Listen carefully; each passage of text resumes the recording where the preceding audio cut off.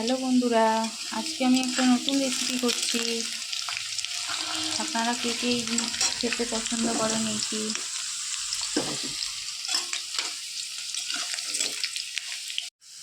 এরপর তেলের ওপরে একটু গরম মশলা ফোড়ন দিলাম, তারপর পেঁয়াজ দিলাম কিছুটা। এবার পেঁয়াজটা লাল লাল করে ভাজা হবে। তার আগে তো আপনারা দেখলেন আলু আর ঝিনুকটা হালকা করে তেলে ভেজে রেখেছি। এরপর কিছুটা আদা রসুন দিয়ে দিলাম, হালকা করে মিক্স করা, বাটা দিলাম না।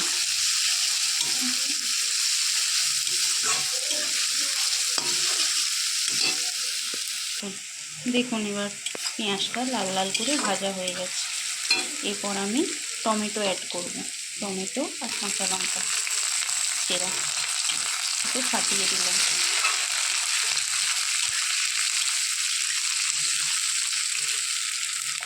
এরপর লবণ অ্যাড করলাম, তারপর যা রোজকার মশলা, হলুদ গুঁড়ো কিছুটা, লঙ্কা গুঁড়ো কিছুটা।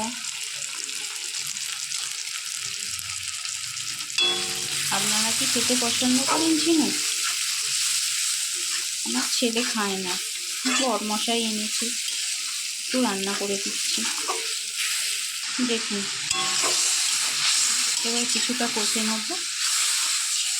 আদা রসুন টমেটোটা একটু কষিয়ে নিই, তারপর এটা অ্যাড করব। এটা ততক্ষণ একটু কষা হোক। দেখুন মশলাটা কষা হয়ে এসেছে প্রায়। ঝিনুকটা একটু ভালো করে পরিষ্কার করতে হয় গরম জলে।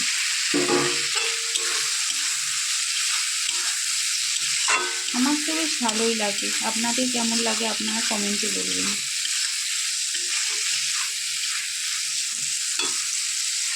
তো ঝিনুকটা দিয়ে দিলাম, এবার আলুটা দিয়ে দেবো।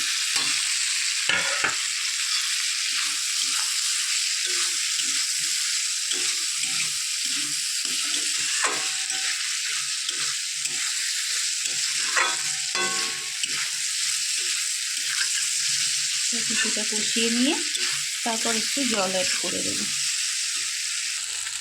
এইবার জল অ্যাড করব।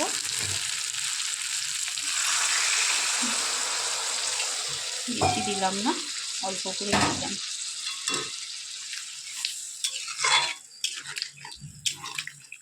এটা কিছুক্ষণ হোক, হ্যাঁ প্রায় 15-20 মিনিট লো হিটে সেদ্ধ হবে, তারপর রেডি হয়ে যাবে।